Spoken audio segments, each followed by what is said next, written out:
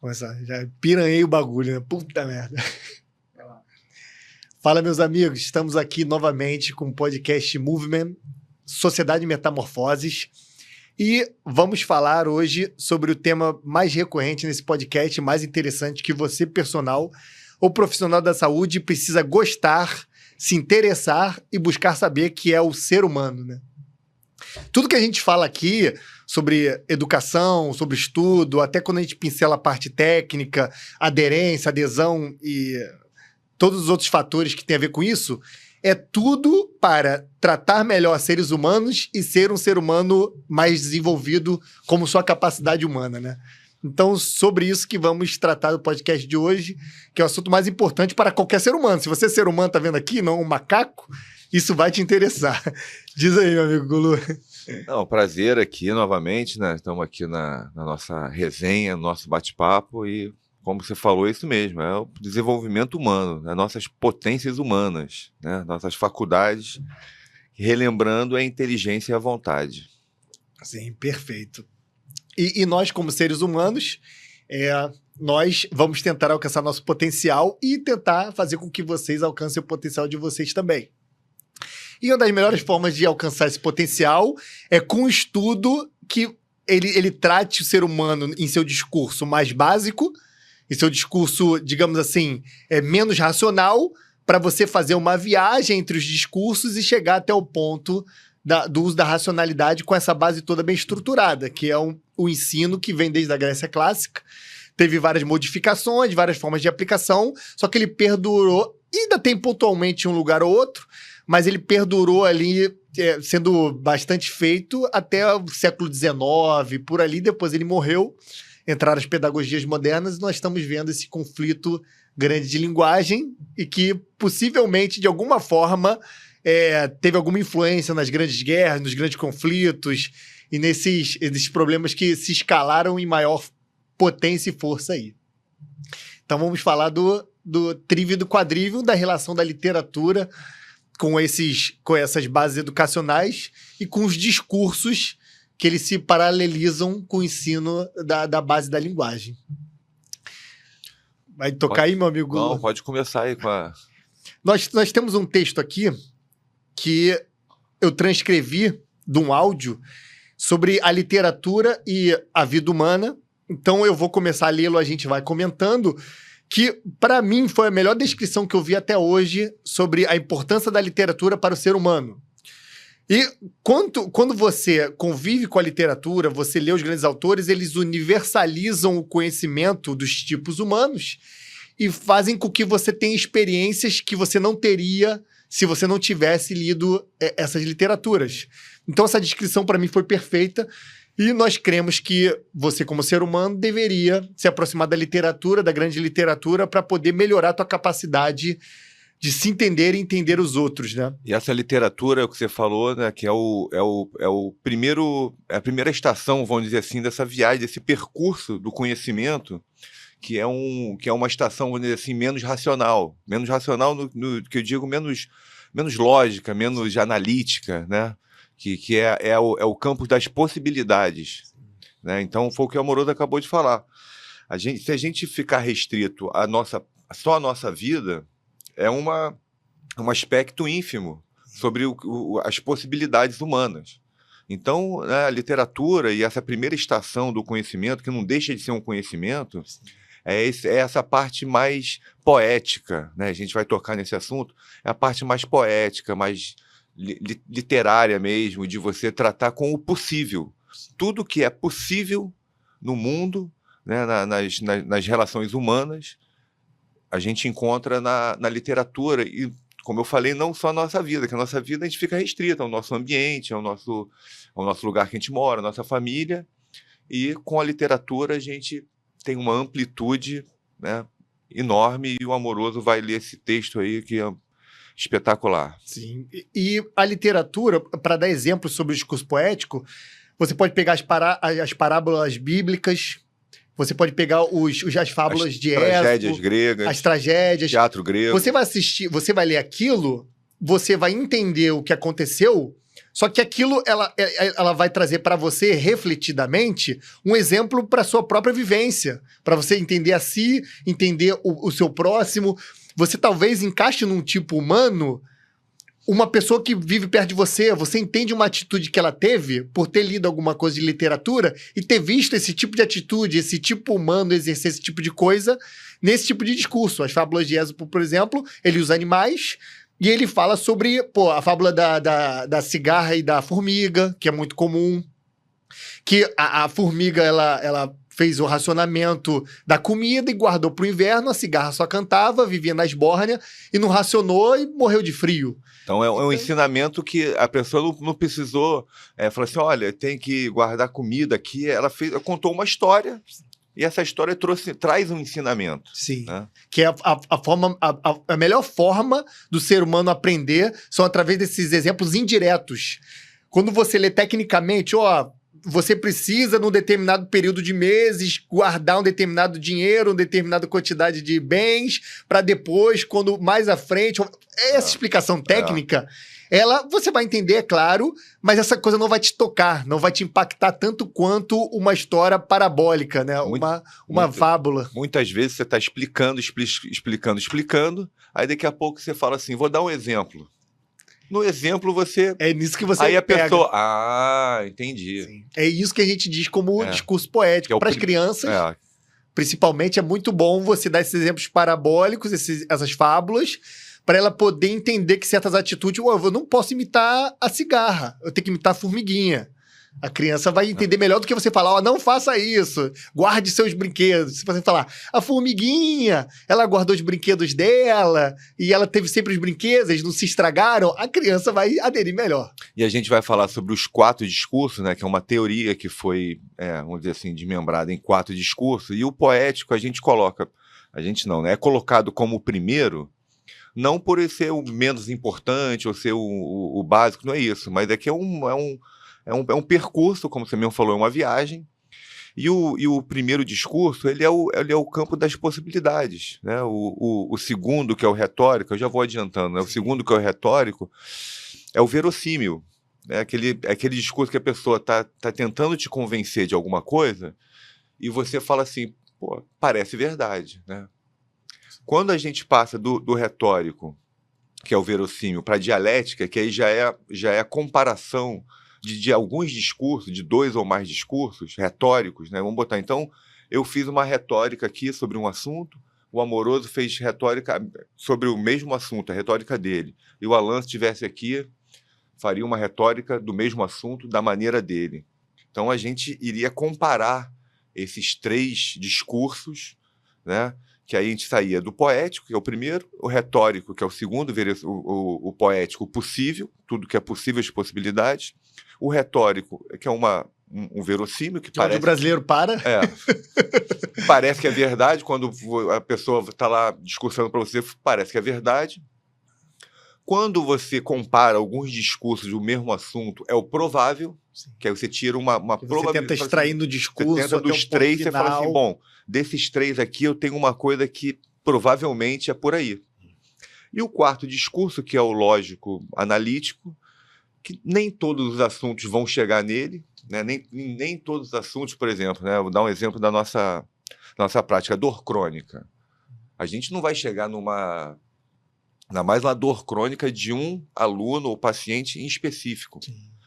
Normalmente, a gente não vai chegar numa lógica, mas a gente pode, através desse último discurso, ou a gente chegar num conhecimento apodicto, né? Que é um conhecimento indestrutível, assim, certo, ou, pelo menos, a gente pode, através desse quarto discurso da lógica, a gente descrever todos os outros. Sim.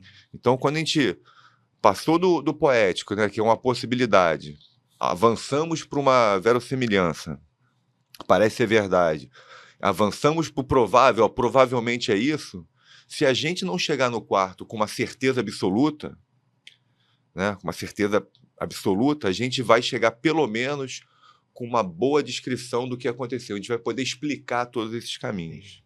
Que é uma explicação dentro da possibilidade do real como um todo, é uma verdade pontual de um acontecimento específico, Não que ele não possa mudar, né? Porque ainda mais Exatamente. se for natural, a natureza muda. Até porque você pode apresentar um outro discurso retórico que vai alimentar a E sua o processo- dialética, no processo dialético, que você vai entrar com esse outro. Os artigos científicos são isso. Você tem como eu estava falando da dor crônica, você tem um caminho que já foi vários artigos científicos, várias discussões de quem estuda sobre isso, e você pode fazer uma dialética, né, comparar esses discursos, esses artigos, e você fala assim, bom, provavelmente a questão da dor crônica ela vai por esse caminho. Sim.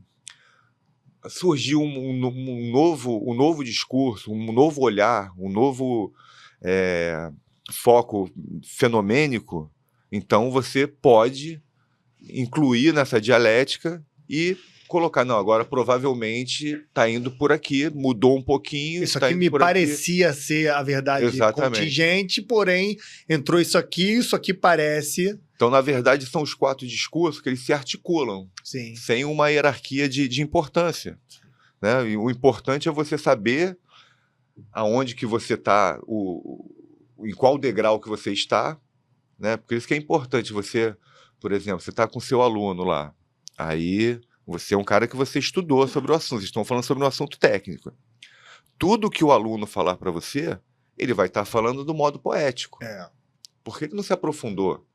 Ele não tem condições ainda, muitas vezes, nem de ir para o retórico, sustentar um discurso retórico. Ele está no poético. E você não tem que ficar chateado com ele, entendeu? Porque ele está, às vezes... Então, é importante você saber, pô, meu aluno está no discurso poético, eu estou aqui no dialético, eu já comparei alguns discursos e ele está teimando comigo, ele está querendo entrar no mesmo nível. Então, aí como Você a gente... falando daqui, ele está falando daqui. E como a gente, né, no último episódio, né, a gente falou sobre aderência, aí você vai escolher se você vai para o embate ou se você vai saber recuar e lidar com essa... Agora, por isso que é importante você saber, se você tiver, por exemplo, no discurso retórico, que você só tem a sua visão, você estudou, mas você só tem o seu discurso, você não comparou os discursos. Você sabe que você tem que dar esse passo, tem que subir esse degrau para você comparar alguns discursos para você poder, né, como Aristóteles falava, que a investigação, o estudo realmente começa depois que você comparou os discursos. Ele trata o começo da investigação... Faz um compilado, os filósofos depois que você fez um compilado trazendo para o nosso tempo, depois que você leu os artigos científicos mais importantes... Ele foi o primeiro cientista, né? Pegar as fontes, né? Exatamente. Comparar. Depois que você leu os artigos científicos mais importantes, de maior peso, e você fez essa dialética e chegou no 4º discurso, pelo menos com um esquema montado, ali você está apto a uma investigação realmente honesta e profunda. Sim, perfeito, né? Então agora vamos começar com a nossa leitura e nossos comentários acima da leitura da descrição do nosso filósofo aqui, né? Vai ficar um pouco truncado? Talvez não. Né? Na prosódia eu tento melhorar um pouquinho o andamento, porque eu trouxe de uma fala para uma escrita e a gente vê que de um para o outro Mas o conteúdo é muito bom, né? O conteúdo é muito bom, então acho que vale a pena, né? Porque sempre na hora de você ler alguma coisa, né, é diferente de você estar na resenha falando. Sim. Então acho que vale a pena, né, vocês prestarem um pouquinho atenção agora na leitura do Amoroso, que o conteúdo é bem interessante. Aí começa assim. A literatura, ou pelo menos o melhor da literatura, tem como qualidade justamente apresentar para o sujeito um horizonte humano mais amplo, que ele dificilmente pode experimentar na sua vida individual. Foi o que a gente falou no começo. Então, por exemplo, nós não temos a experiência direta do que é estar no meio de uma guerra mundial ou viver num país logo depois de uma grande guerra.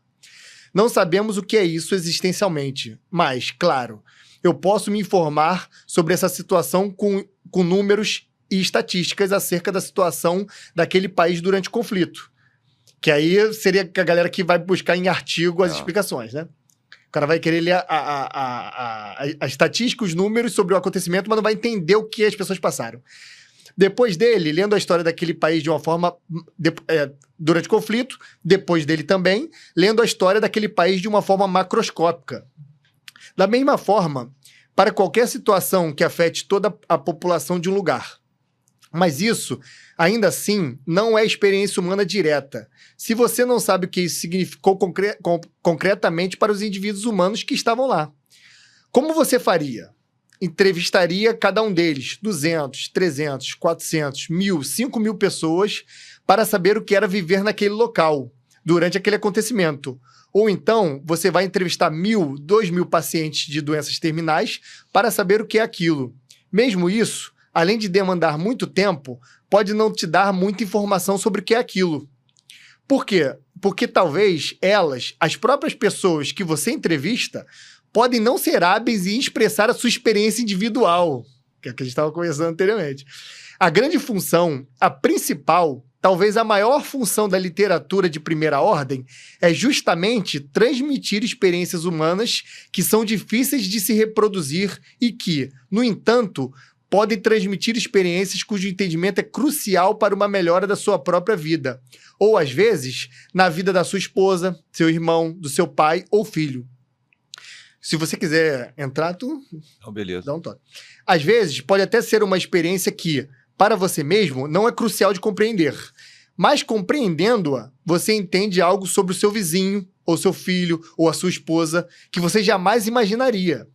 A maior parte do tempo, mesmo quando a gente convive com as pessoas que estão muito próximas, nós vivemos cercados de desconhecidos. E nós mesmos somos desconhecidos para eles também. Você acha que conhece teu pai, tua mãe, teu amigo, teu irmão? Provavelmente você não conhece, você está em via de conhecer, se você quiser conhecer. A maioria não conhece. Não se conhece, não conhece os outros. Por quê? Porque não, eu deixei algumas coisas marcadas da fala para poder ter esse tom emotivo, né? Senão ia ficar muito mecanicão de texto, né? Deixei mais literária a linguagem. Por quê? Porque não basta a simples convivência para que você possa compreender o outro. Não basta só conviver. A convivência só vai te dar um número muito maior de informações acerca da pessoa. Você vai conhecer cada um dos hábitos cotidianos dela, do que ela gosta, do que ela não gosta. Mas, não muitas vezes, tu encontras a chave explicativa que unifica todos aqueles hábitos. Tu não sabes por que aquela pessoa é daquele jeito. Tu não encontras o que dá coerência para ela. Tu tens só uma coleção de informações esparsas. E encontrar o que dá coerência para uma pessoa é um trabalho que às vezes demanda só na observação 20 ou 30 anos. Quer dizer, você conhecer uma pessoa, a galera acha que é só, oi, tudo bem? Demora muito para você se conhecer, depois conhecer o próximo, com esses dados, entrecruzá-los para entender um indivíduo humano. Tem gente que tem uma certa capacidade, um pendor a isso, tem outras pessoas que têm mais dificuldade. Um autista nunca vai conhecer. Infelizmente, é uma limitação que ele teria. Assim sendo, é muito comum casais depois de 20, 30 anos de casados descobrirem: nossa, eu não sabia quem você era, e agora que eu sei, eu não quero mais estar casado contigo, só descobri quem eras tu agora. Essa é uma experiência chocante, mas comum. Ou seja, nós nascemos completamente ignorantes acerca da natureza humana, e a simples experiência cotidiana não é suficiente para nos explicar o que é essa situação. Primeiro porque a condição humana é incrivelmente rica. Foi o que tu falou. A diversidade interior que existe nas pessoas é muito maior do que a biodiversidade do planeta Terra inteiro. O grau de diferenciação das reações, emoções, pensamentos e vontades das pessoas é muito maior do que todas as espécies animais e vegetais que existem na face da Terra. Eu deixei até duplicado para enfatizar, né? É um campo de experiência muito vasto. É muito comum encontrar pessoas que têm uma vaga sensação de solidão, mesmo quando têm amigos, são casados, têm família, mas elas têm uma certa sensação meio vaga de solidão ou de incompreensão. Vocês provavelmente já perceberam isso em pessoas, talvez até em vocês mesmos. De onde vem essa sensação? Essa sensação vem justamente do fato da pessoa, apesar de ter todas aquelas informações sobre as outras pessoas, não saber nada sobre estas. Ela nunca entendeu uma única pessoa sequer, nem a si próprio. Tu podes conhecer e conviver com muitas pessoas e ainda assim não compreender nenhuma. Quantas pessoas, por exemplo, compreendem seus pais ou seus filhos? A maior parte não os compreende como pessoas as reações das pessoas sempre nos causam alguma estranheza, porque nós não as compreendemos como pessoas. Acabou? Não, ainda tem coisa pra porque eu levantei. Pode ir embora. Então, é isso que eu ia Pode falar. bloquear, tem muita coisa. É isso que eu ia falar. Como, porra, é bem denso. É denso, assim, é denso. Porra, deixa eu dar uma. Não, vamos dar uma paradinha Mesmo aqui. que não termine. Não, a gente termina, mas assim. Que é longo, então é Acho 7 que páginas, mas. Eu acho que é importante. 7 páginas. Eu tô no ritmo bom. Mas assim. O ponto que ele falou da Guerra Mundial é fantástico, né? Porque assim, pô, como é que você vai entender só através de números? Morreram tantas pessoas, foram derrubados tantos prédios. Aí É o que as pessoas fazem lendo artigo Pois científico. E você não vai conseguir compreender porque você não viveu aquilo, né? Você não viveu. Por exemplo, a gente viveu a Covid. Daqui a 30 anos, uma pessoa ela vai ter que ler sobre o que aconteceu, sobre o que a gente viveu. Essa é a questão da literatura. Agora, claro, por exemplo, essa é a coisa, é a incompletude da coisa. A gente viveu a Covid, mas não viveu a Primeira e Segunda Guerra Mundial. Sim. Então, por isso que a literatura ela te dá esse espectro da vida humana que você nunca vai conseguir. Você nunca vai conseguir. E isso te dá ferramentas, como o texto fala, para você entender melhor o teu pai, tua mãe, teu irmão, porque podem acontecer situações que ele não viveu, você não viveu, mas a literatura te forneceu. Como a gente falou, como a questão do discurso poético, que é o início da coisa, que é o possível, né? E a outra coisa do conhecimento também, que eu acho que é importante pontuar, que é o seguinte, né? Vou tentar não complicar, porque encosta na questão do livre-arbítrio e do determinismo. Porque quando a gente nasce, você não escolhe o pai e a mãe que você nasceu. Ele fala aqui, mais pra frente. Você não escolhe o lugar que você vai morar, você não escolhe a escola que você vai morar, você não escolhe praticamente nada. Ou seja, você é determinado pelo ambiente, principalmente pelos seus pais. Você está totalmente determinado, totalmente determinado. E como o texto fala, você pode passar 20, 30 anos convivendo com a pessoa, sabendo que a pessoa é flamenguista, sabendo que a pessoa fez a faculdade tal, que ela gosta de arroz com feijão. Mas o próprio pai e mãe. Só que você não vai conseguir atingir a existência da pessoa. As questões existenciais do ser humano, que ele próprio e você próprio, você está construindo.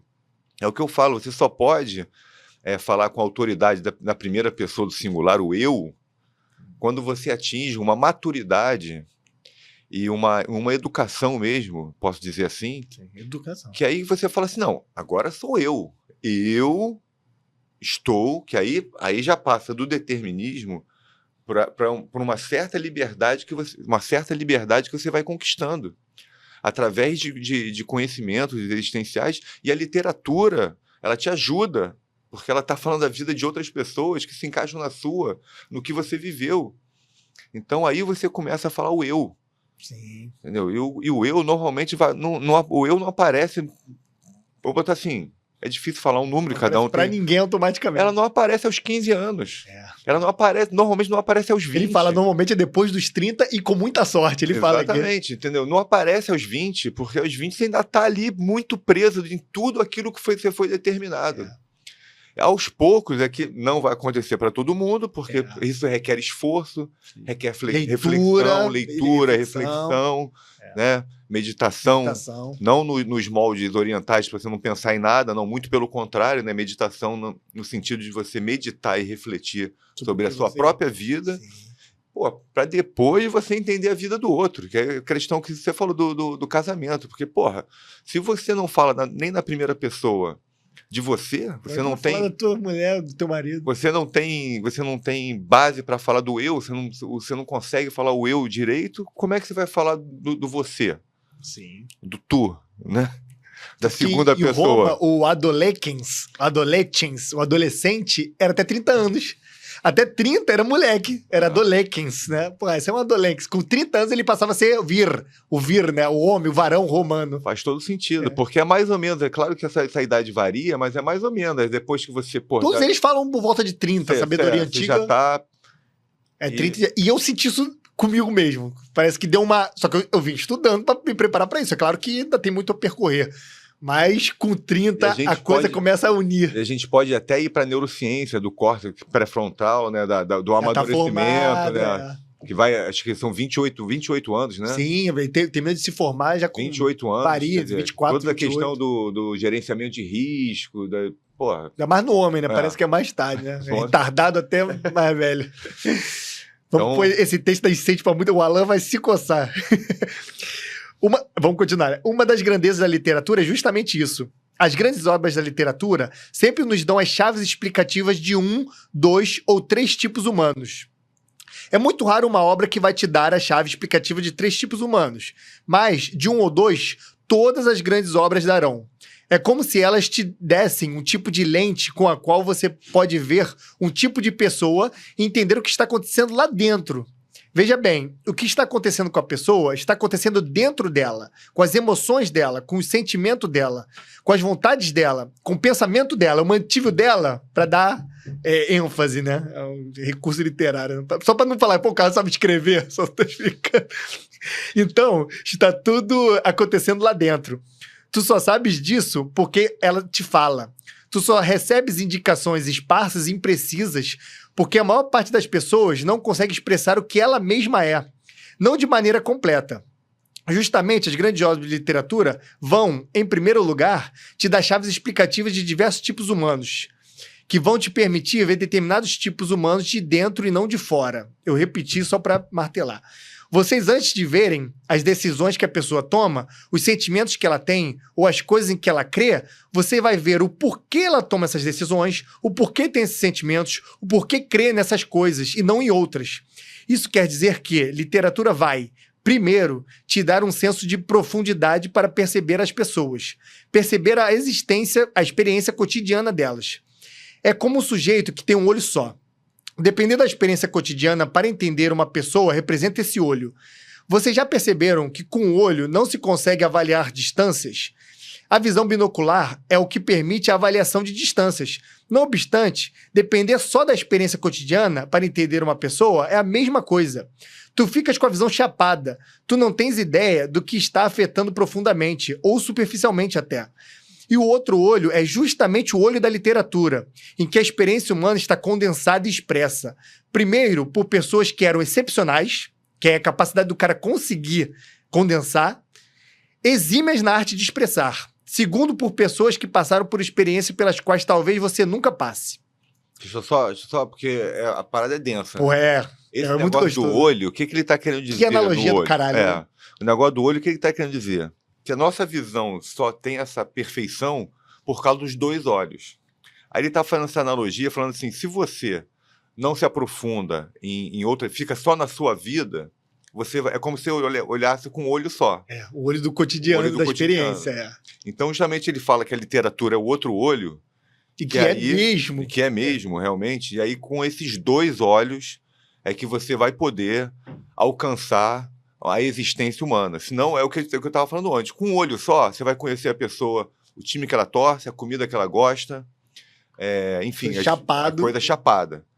Com outro olho, com essa amplitude do possível, é que você vai conseguir ter você vai ter a oportunidade, vai estar gabaritado, vamos dizer, para você alcançar a existência da outra pessoa. Sim. E não a superficialidade. Essa analogia que ele botou, caralho, para ele buscar isso aqui foi... Eu não penso em melhor, né? Porque acho que a gente tem que dar essas paradas realmente, porque o texto é grande e é denso. Porque senão, pô, se não parar, o que acontece? A pessoa ela vai escutando o texto. Mas às vezes passa despercebido a analogia. E aí ela vai querer raciocinar, e aí você já passou. Aí ela já não está mais escutando o que você falou, porque ela já está pensando. Por exemplo, nessa analogia do olho. Deglutiu o olho. De repente a pessoa, porra, pegou essa analogia, pirou, tipo assim, né? Achou muito boa e tá lá refletindo sobre ela. E você foi. Então, Sim. Vamos dar essas paradinhas que eu acho que é importante. Claro. Agora, segura o olho aí, vamos continuar. Dessa forma, por exemplo, como você vai saber o que é crescer numa casa em que o pai é alcoólatra?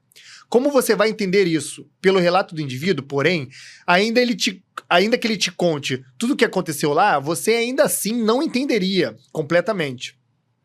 Precisa-se de alguém capaz de te fazer passar por aquela mesma experiência de modo imaginativo. Essa é a primeira e mais básica função da literatura. A literatura tem outras grandes funções, tem outra grande função, que é te pôr em contato não apenas com a extensão horizontal da humanidade, ou seja, com a diversidade de tipos humanos.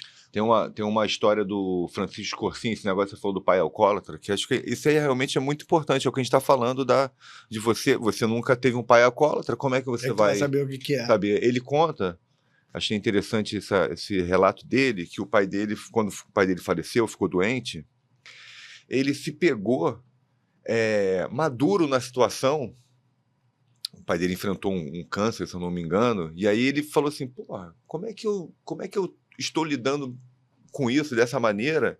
E aí que ele percebeu, que ele falou, pô, ele já tinha lido várias histórias, ele nunca tinha tido um pai com câncer, mas a literatura ajudou ele na hora que a vida dele é doença terminal, entendeu? Então é isso, assim. Prepara para a vida e para entender a vida. Porque você vai vivendo o teu cotidiano.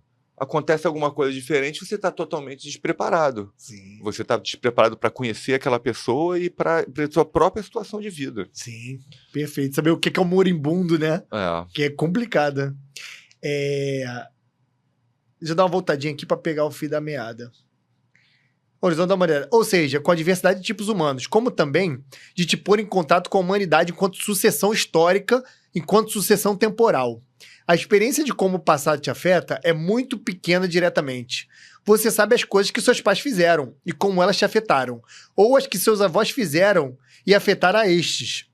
E também afetaram a ti de algum jeito. Mas não se tem ideia de como uma grande parte de sua vida hoje é decidida por coisas que foram feitas 1000 ou 2000 anos atrás. Existem certos temas que se colocaram para a humanidade 1000 ou 2000 anos atrás e as propostas de solução para esses termos determinam nossas vidas até hoje.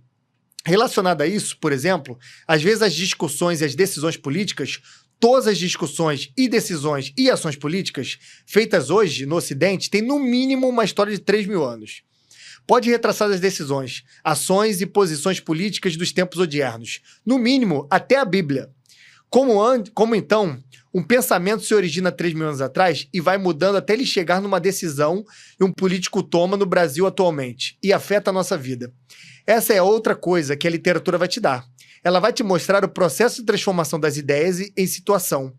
As ideias geralmente demoram séculos para virar situação, para virar fato consumado. Quando elas viram, parece que aquilo para você, aquele fato, faz parte do cenário do real. Ele parece tão natural quanto uma árvore ou quanto um planeta. As pessoas diriam, isso simplesmente existe, você não pode fazer nada a respeito. Contudo, se você retraça a origem daquele possível fato, não, ele não é um dado da natureza, ele não é propriamente um real. É um negócio que um fulano de tal pensou há 700 anos. Tem uma coisa na vida humana que parece tão firme, tão imutável, tão estável, quanto as leis da física e, no entanto, não são. Foram de apenas um pensamento. Essa é outra sensação que as pessoas têm. Elas não sabem da onde, veja bem. A inteligência humana tem como que um faro para a realidade. Ela tem uma intuição natural do que é o real. Muitas pessoas têm a impressão ou a sensação de estarem aprisionadas ou de serem tiranizadas por um sistema. Alguma coisa que manda nelas e simplesmente faz parte do real. E elas não têm como mudar. Muitas pessoas têm essa sensação. Muitas vezes as têm. E só porque todas são paranoicas, isso é um faro. E só porque todas não são paranoicas. Isso é um fato da inteligência para perceber que tem um monte de coisas aqui que estamos considerando como peças do real. E são, em verdade, só invenções da mente humana. Então tem certo tipo de coisa que a pessoa acha que aquilo é a realidade, não tem como mudar, aconteceu aquilo. Só que algum filósofo, algum literato, alguma pessoa pensou aquilo muitos anos atrás, está acontecendo. E, tipo a democracia, por exemplo, né? Ah, não, é uma coisa tão real, não tem como sair. Não, cara, tinha outros sistemas, alguém pensou, alguém modulou aquilo para ir dialeticamente na natureza cair onde estamos, né? É aquela história, né? Você estudando história, aí eu falo de história e filosofia. Você estudando história, você estuda os fatos que aconteceram, né? E a filosofia, você estuda o que as pessoas pensaram. Sim. né? Ao longo do tempo, a história... Como modulou a história. Como modulou. E isso que você falou, normalmente a gente vive hoje de maneira com que filósofos que já morreram pensaram. Porque como é que funciona? Qual é a nossa fonte de conhecimento? São os professores, dos doutores das universidades. Sim. Eles passam o conhecimento meio que transbordam aquilo e vai para os alunos e vai para a sociedade como um todo. E da onde que eles tiram o conhecimento, esses professores doutores? Vamos dizer assim, nem o conhecimento técnico, não. Não é nem o conhecimento técnico, não, porque isso vem... É a cosmovisão. Sim. A cosmovisão vem das pessoas que pensaram, da filosofia. Então, na verdade, é isso que você está falando. E outra coisa também interessante que eu acho, estava até conversando com o Alan outro dia, uma resenha, que a maneira como a gente estuda história, por exemplo, se você estuda história somente com datas, foi em local tal, na data tal, você não adquire uma capacidade de você entender o que está acontecendo historicamente hoje, vai virar história. Porque você vê hoje as coisas, elas não têm essa capacidade toda também de... Porque você vê, dominação de um país sobre o outro. Isso é uma coisa de... Entendeu? O mercado, a geopolítica.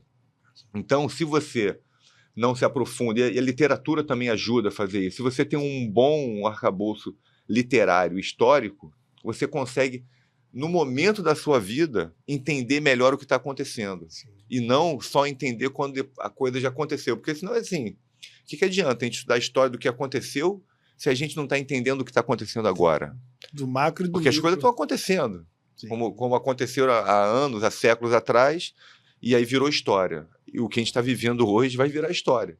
Mas não adianta a gente esperar para virar história, que a gente nem vai estar aqui mais. Então a gente tem que entender hoje. Sim. E a literatura e a história... Vamos botar esses três. Literatura, história e filosofia. Se você tiver uma trinca ali que não dá para viver uma sem a outra. Que aí você consegue entender melhor o seu tempo, no momento em que a história está passando no presente. Sim. E se você não consegue aproveitar de ir lá para a tua atualidade, tem alguma coisa errada nesse caminho, né? Exatamente. E aí mais uma vez, entra no determinismo da liberdade. Você entendendo, você tem uma maior chance de exercer uma certa liberdade. Sim. Se você não está entendendo, você realmente está sendo determinado pelo fluxo dos acontecimentos das coisas do momento. Uma vez uma parte que faz doutorado lá no laboratório virou para mim, amor, para de maluquice, ficar lendo essas porra, Aristóteles, não sei o quê, perdendo tempo. Eu falei, olha só, você fala e pensa Aristóteles, você nem sabe, você é um tolo. Nossa, ele ficou desconcertado. Cara... Mas é isso mesmo. É melhor se recolher, cara. Tu tá falando as categorias do pensamento, a lógica do pensamento. Tu formula uma fala de uma forma, você faz um processo científico de passo a passo. Você tá falando de Aristóteles porque foi um cara muito importante. Sim. A gente pensa como Aristóteles e outros filósofos importantes. Você fala Platão, pensa Platão. Fala história, pensa história. Fala Francis Bacon, pensa Francis Bacon para ciência. Fala Descartes, pensa Descartes em alguns âmbitos. Fala Nietzsche, pensa Nietzsche. Em vários filósofos. É o Império Romano, né? Juridicamente, é o cristianismo. Fala Bíblia, pensa Bíblia, mesmo sendo ateu. É o cristianismo, o Império Romano e a Antiga Grécia. Se você não sabe sobre isso, beleza. Todo mundo foi atingido beleza, você não sabe, mas você pensa assim. Você pensa e fala assim, e você ainda debocha de quem te descreve isso, né? Simbora. Enquanto não retraçamos o processo pelo qual essas impressões passaram de pensamento para fato, não há como modificar esse possível fato. E ele, de fato, se mantém senhor da minha vida. Que a gente estava falando, né? Se você não entende, ela vai te assenhorear. Essas duas sensações vagas para as quais as pessoas nunca encontram uma causa imediata e se perguntam: mas eu tenho tantos amigos, mas meu casamento vai tão bem. Não é nada disso. A pessoa não consegue captar o que está causando aquilo nela. Só sabe que tem alguma coisa piorando a vida dela em um nível muito básico e profundo. E permanece sem saber o que é. Essas duas sensações são como que um grito da inteligência do sujeito. E olha... Você não é completo enquanto você não compreender mais sobre a natureza humana. É impossível que sua vida seja boa enquanto você não compreender mais do que é a existência humana. porque você estará sempre só. Enquanto você só compreender uma pessoa, enquanto você pelo menos compreender uma só pessoa, pelo menos uma. Cícero já dizia, um amigo é mais necessário do que água. Mas é impossível uma amizade real sem compreender o que é o outro.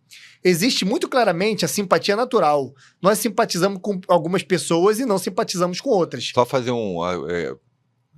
essa questão do Cícero, o amigo é mais importante que a água, rapidinho, é que... Eu tenho que explicar que é difícil de entender, né? Não, é que assim, eu também outro dia, não sei quem foi que falou assim, não sei se foi um psicólogo, um psiquiatra, falou assim, uma boa amizade, né, que você possa se abrir existencialmente, ela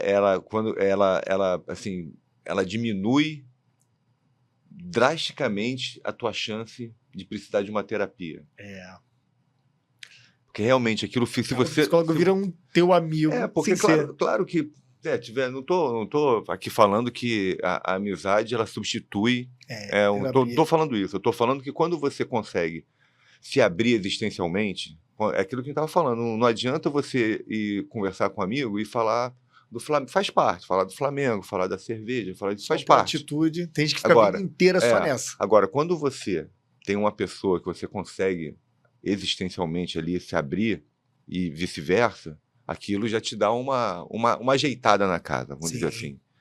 E aí você precisaria de uma terapia se a coisa fosse existencialmente muito pesada, realmente uma coisa difícil, que aí você precisaria de um... Mas eu acho essa afirmação perfeita. Você, um bom amigo, você diminui a chance de... Consegue arrumar a casa melhor, vamos dizer assim. Perfeito. Voltar um pouquinho para pegar o fio, né? Existe muito claramente a simpatia natural. Nós simpatizamos com algumas pessoas e não simpatizamos com outras. Assim, formamos o nosso círculo de amigos. Mas quantos dos nossos amigos compreendemos? E mais, quantos dos nossos inimigos compreendemos? Às vezes, aquele sujeito que é nosso inimigo é nosso verdadeiro amigo, na verdade. Mas não temos a menor ideia de quem ele é e como ele pensa, apesar de não gostarmos dele. É possível que os fatores que levaram à inimizade sejam perfeitamente irrelevantes, considerando a realidade como um todo. A mesma coisa em relação aos amigos. Destarte, quanto aos membros da nossa família, os outros fazem parte da nossa vida, querendo ou não. Ninguém os escolheu. Seu pai, seus irmãos, nem seus filhos. Eles são do jeito que são, simplesmente estão lá. Justamente o sujeito que está submetido a uma situação humana é muitas vezes o sujeito menos capaz de expressar aquela mesma situação. Mais ainda, a pessoa que você busca compreender, ela mesma pode não compreender a si mesma, pode se ignorar completamente, ela pode ter uma visão de si mesma totalmente irreal, você pode compreendê-la melhor que ela mesma. Os fatores que levam o ser humano a ignorar completamente o que são, ignorar completamente o que são os outros seres humanos são muito grandes. E é por causa disso que o ser humano inventou esse negócio que se chama cultura. Pois a transmissão de uma geração para outra, de experiências pregressas, essa transmissão continuada permite que num determinado momento um povo ou uma civilização tenha um certo tipo de conhecimento suficiente do que é a condição humana estocado ali.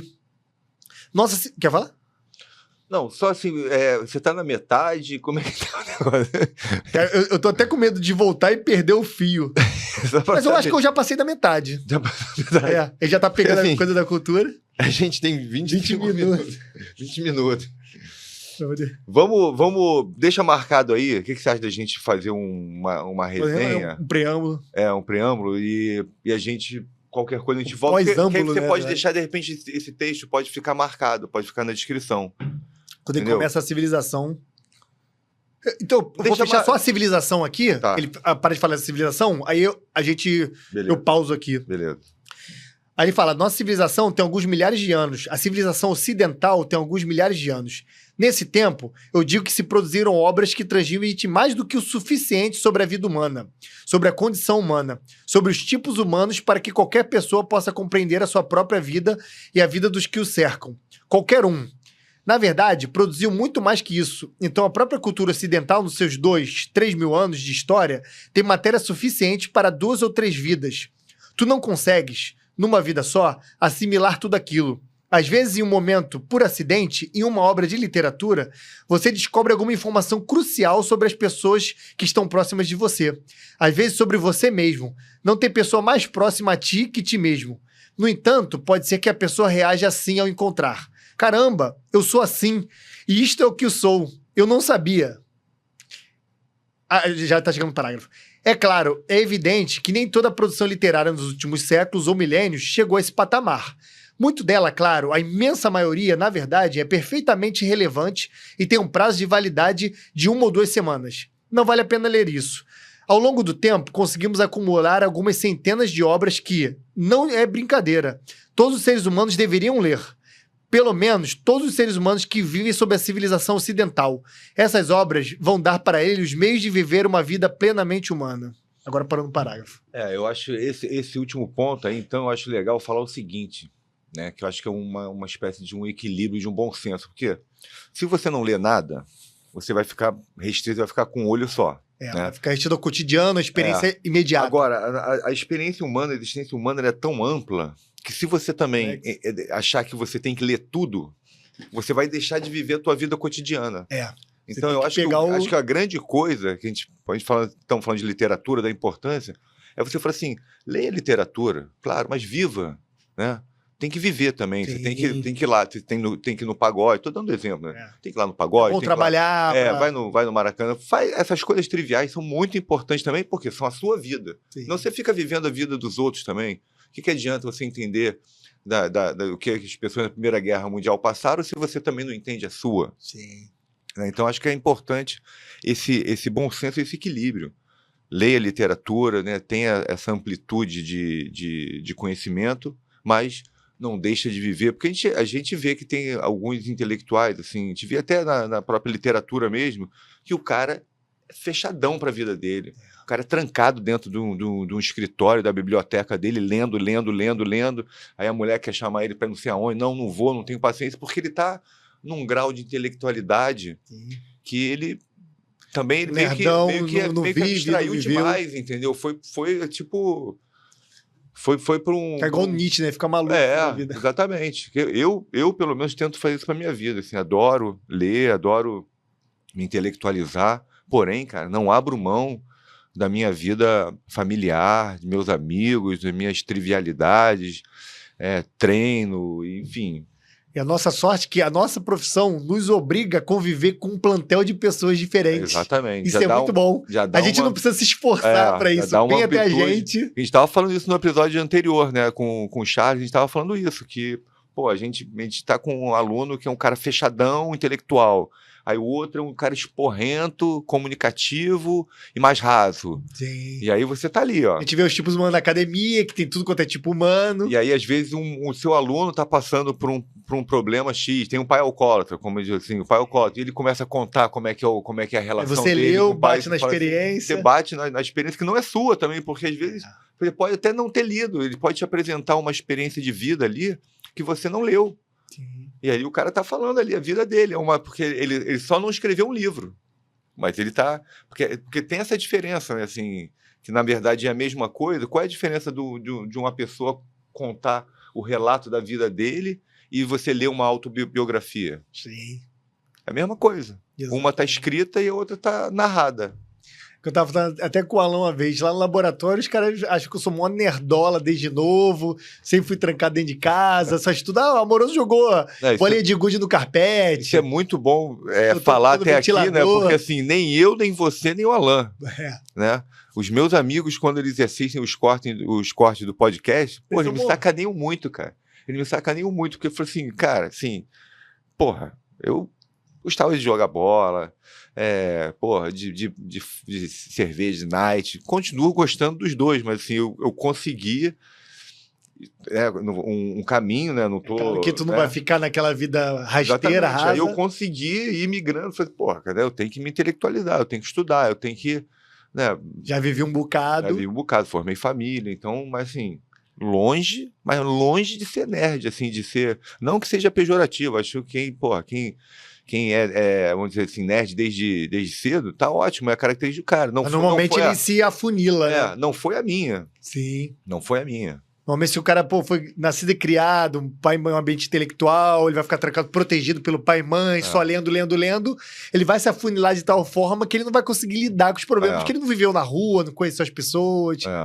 E o meu irmão, ele foi muito mais protegido que eu, né? Ele ficou mais em casa. Eu lidou grandissimamente melhor com os problemas da vida do que ele, que eu fui meio que largado na rua, né? Então, você já nota, mesmo na mesma criação, ele que não saía de casa e eu que via a rua, eu consegui hoje aglomerar esses conhecimentos. É aquela frase do Ortega C, eu sou eu e minhas circunstâncias, né? Essa frase é muito boa, porque assim... Se você só for você nem sabe quem é você, não vai ter nem a circunstância para ajudar. Primeiro é aquela história que eu tava falando, quando eu sou eu. Primeiro você tem que atingir que você não é você aos 15 anos nem aos 20. Então, primeiro, o que é eu sou eu? Desculpa, até um capacitismo. Esse eu sou eu, normalmente é dos 30. E as circunstâncias? Tudo aquilo que você não escolheu. Sim. Tudo aquilo que você não escolheu, que você tem que absorver, porque assim... Ele continua, né? Eu sou eu, minhas circunstâncias. Se você não salva as suas circunstâncias, você não salva a si mesmo. Sim. Porque tem aquelas pessoas que querem apagar as circunstâncias, né? É uma vítima do ambiente. Exatamente. Então, faz parte, primeiro, você entender quem é você, as suas circunstâncias, aí você põe a cabecinha de fora, né? Porque, por enquanto, até então, você está submerso ali naquele só pegar fluxo, feedback, naquele fluxo. Tem um outro, acho que eu já falei aqui também em outro episódio, tem um psiquiatra que eu gosto muito, que ele fez o curso dele com o nome de Ilhas de Estabilidade.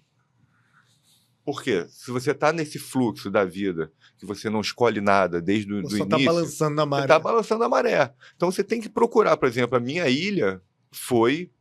ler mais, me intelectualizar. A minha também foi. Procurar. Aí você vai, cada um, você fala assim, eu estudei um pouquinho de história, me interessa, mas não me aprofundei muito.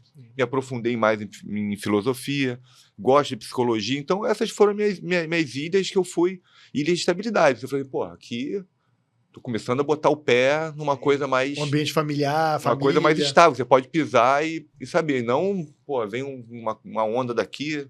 Foi levado para lá, que é a grande coisa do determinismo. E assim, essas ilhas, na verdade, são locais que você pode, pô, aqui eu tô sendo eu. Sim. Né, na primeira pessoa. Eu até expliquei isso num podcast passado. Eu antes, eu era muito imiscuído com a personalidade do meu pai. E, cara, isso você tem que atingir. É claro que eu tô em processo, mas você tem que atingir já um nível para você ver. Esse é o meu pai, não sou eu. Eu tô replicando o que meu pai fazia. Por exemplo, eu achava que eu era colérico sem saber o que é colérico, porque meu pai coleriquíssimo, 10 vezes o Alan, né? Porque se estressa assim, sai na porrada no meio da rua, bum, ele é assim. E eu achava que eu era coleriquinho, valentãozinho, porque meu pai é valentãozinho. Então eu falei, não, eu não sou. Eu sou pacífico, eu não gosto de briga, eu gosto de tranquilidade, você é sanguíneo, eu gosto de paz. Você tem o quente do colérico, só que o teu quente é úmido, então você é mais complacente, você tem toda uma questão diferente do colérico. Realmente, te conhecendo, você não é Então, às colérico. vezes, você vive a vida toda replicando o que era o seu pai, fazendo as mesmas coisas, só que você não é isso. Você, em essência, não é isso. Teu pai batia na tua mãe, você via desde criança. Aí passou um tempo, você via que aquele era ruim, você não gostava, mas você replica de novo. Aquele é seu pai, não é você. E talvez não é nem teu pai, é seu avô, seu tataravô, Você tem que sair do círculo. Entra na teoria das camadas, as 12 camadas, que é a camada 2, que é do Lippo-Horizonte, que é um psicólogo famoso, em que ele fala, ele dá o exemplo do círculo giratório, no carro, como um palco giratório. Então, como se a vida dos teus familiares, quando aquilo, ela vai girando e você está girando junto ali, você vai acabar replicando. Tu não pula do palco e cai no chão, né? Pula, exatamente. Você tem que sair daquilo, foi que você começou a perceber, que eu não sou o meu pai. Mas, pô, a tendência é aquilo. É muito forte. Aí, mais uma vez, sendo repetitivo, é a questão do determinismo e do livre-arbítrio, que não tem como a gente falar que nós somos isso ou somos aquilo. Nós somos os dois ao mesmo tempo. Sim. Né? Ora a gente está influenciando, nós estamos influenciando o ambiente e ora o ambiente nos influencia. Isso é uma coisa, não tem como separar. Sim. Não tem como separar. Mas tem como você fortalecer a tua liberdade. É o que a gente estava falando, né? De educação, de você, né, com o decorrer da idade, você vai fortalecendo a sua liberdade e vai sendo menos influenciado pelo ambiente. É um processo, não é uma separação. Sim. Não dá para você falar assim, só existe Só o do ambiente livre-arbítrio, você deixa de ser o ser influenciado. humano é totalmente livre, ou o ser humano é totalmente determinado. Não, Sim. os dois ali ao mesmo tempo.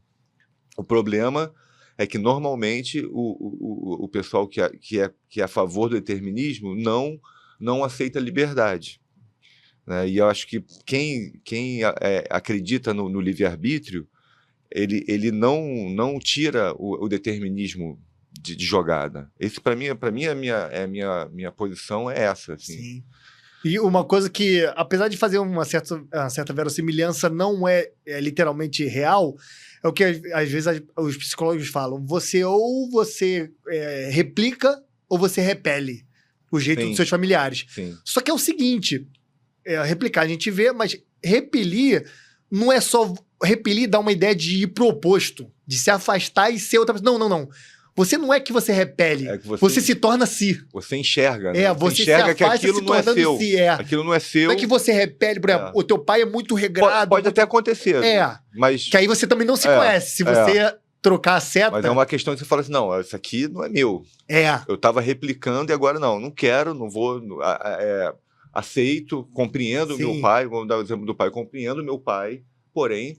eu não quero isso pra mim. Sim, porque pode dar ensejo, por exemplo, o pai do cara é muito metódico, muito correto, faz tudo certinho, é da igreja lá.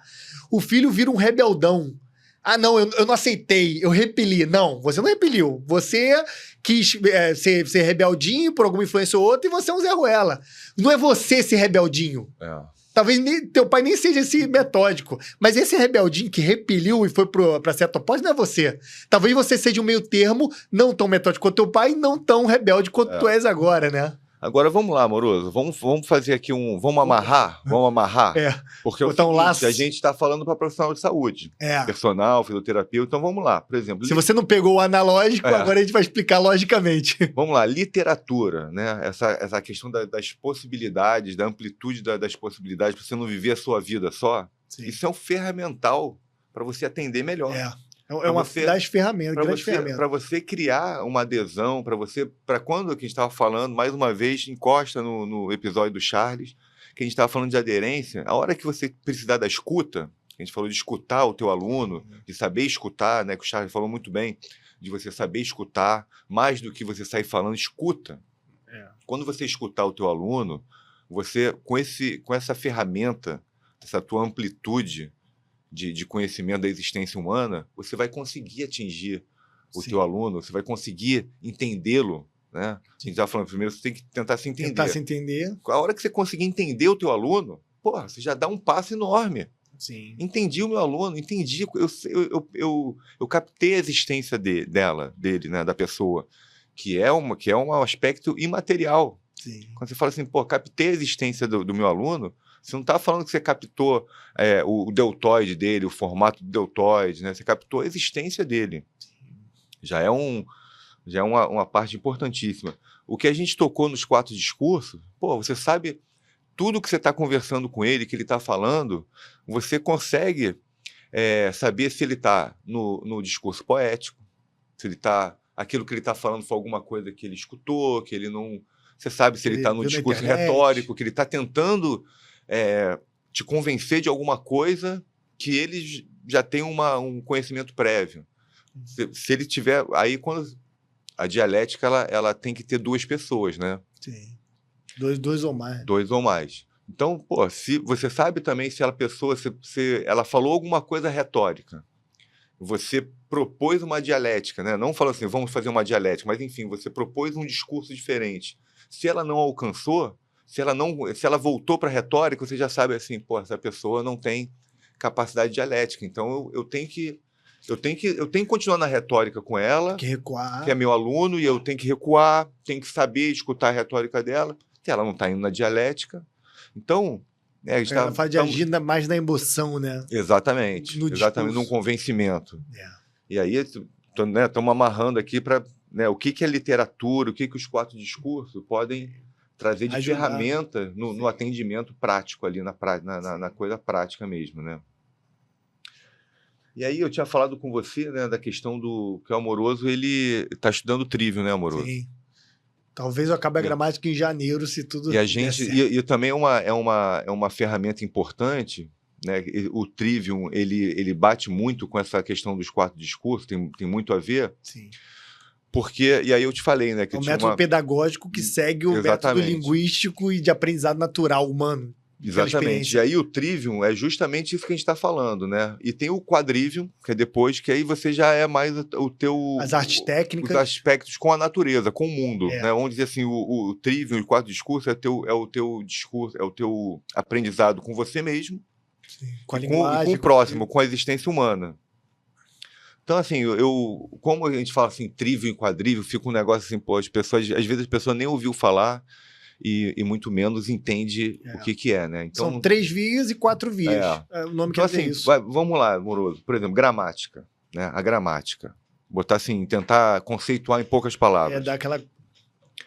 A gramática é um código, é um signo, né? Para você ter a ferramenta para você se comunicar. Né? Se você observou esse copo aqui, como é que você vai explicar esse copo? Sim. Você tem que ter a gramática, o signo, a semântica, toda aquela coisa para você. Então, pô, a gramática é simples, né? Você tem que codificar, gerar compreensão e comunicar aquilo. Sim. Retórica é um aprimoramento, é uma técnica, né, para você depois usar, de entender, depois de entender você ter a gramática e você saber se utilizar dessa gramática perfeitamente ou o melhor possível através da retórica, da maneira como você comunica. A dialética seria a comparação entre esses discursos retóricos. Então, aí a gente já fechou o Trivium. Você aprendeu a gramática. A dialética e lógica, eles estão juntos na dialética. Exatamente. Né, vamos lá, você aprendeu os signos, o código, né, de comunicação e se comunicou bem. Fez um bom discurso, fez um bom uso da gramática. E depois, através da dialética, você comparou os discursos logicamente. Né? Você fez a comparação e falou assim, pô, isso aqui tem que ter lógica, senão você vai comparar banana com maçã, com um liquidificador, não vai dar. Então, você comparou. Então, a gente, né, fechamos o Trivium, né, que é um meio de comunicação humana. Né? Seria o passo a passo ideal para o aprendizado. Apesar de, no passado, acontecer umas diferenças. Eu estava vendo uma explicação que era falando que tinha um monge, se não me engano, um santo na Inglaterra, que lá só tinha as escolas de retórica, ele aprendeu retórica. Ele era muito bom de retórica, só que ele sentiu que estava faltando alguma coisa. Ele, cara, não tá faltando alguma coisa. Ele foi para a França estudar gramática. Ele começou na frente, ele, cara, tá me faltando. Então, um passo atrás e foi para a França estudar gramática. Aí depois que você passou pelo Trivium, né, que você consegue se expressar bem, consegue comunicar, consegue comparar os discursos, aí você tá apto para conhecer o mundo. Sim. Porque como é que você contemplou um fenômeno físico, matemático, mas você não sabe explicar. Sim. Acabou. Então, as 4 matérias do quadrívio, que é aritmética. O que é aritmética? É uma quantificação do mundo. Sim. Você colocar números no mundo. Sim. O que é geometria? É essa quantificação no espaço. Sim. Né? Perfeito. O que é a música? É a mesma quantificação, são números no tempo. Sim, perfeito. Porra, né? Excelente expressão. E a astronomia, que é justamente a junção do espaço e do tempo. É ver as relações de como interferem, né? Seja a posição dos astros, a posição a natureza em si, como que ela interfere no espaço e no tempo. Sim. Então, assim, eu achei essa... Que não fui eu que fiz isso, que quem dera, né, eu tivesse chegado a essa explicação, mas não foi minha, mas eu achei perfeito, porque você consegue entender... Dá um passo a passo humano, entendeu? E o que essas matérias realmente chegar do particular ao universal. E depois de voltar. Depois você poder voltar e brincar, entendeu? Com isso. É um currículo... É um currículo perfeito. Perfeito, entendeu? cara. As artes liberais... Mudaram essa porcaria, Não, né? e tudo que fizeram foi derivado disso. Derivado disso. Pra piorar, né? Só que, assim, né? Fragmentaram. Estamos onde estamos no nível educacional. Não, perfeito. Pois é, foi um fechamento com chave de ouro, né? Estamos aí no horário, infelizmente, né? Deu para ter nossas resenhas. Sentimos a falta aqui do nosso... Alan Zoca. Alan Zoca, né? Que sempre tem colocações inteligentes. E o mau humor dele também, né? Sempre tem Cômico. sempre tem uma patadazinha que, porra, que a gente gosta, né? Sim. Mas é isso, amoroso. Então, estamos aí Palavras encerrando. finais, né? Gente, pensem igual o Terence. Vocês têm que estudar para ser igual o Terence, o dramaturgo romano. E falando assim, que a gente está aberto, assim, o nosso Instagram tá aí na descrição, né? E pode ir lá no direct, gente, porque assim, a gente sabe, amoroso, nem acabou de ler o texto, vamos colocar lá, né, o texto. Sim. Eu vou ajeitar ele um pouquinho, que eu dei umas consertadas na fala, vou ajeitar e boto lá. Pega a gaivota, não é a gaivotazinha, aquele negócio de direct? Aperta lá, ó, Carlos Amoroso, o meu, do Alan, pergunta. Querer desabafar, conversar algum tema. Beleza? Então é isso, amoroso. Perfeito. É isso aí, meus amigos. Um abraço.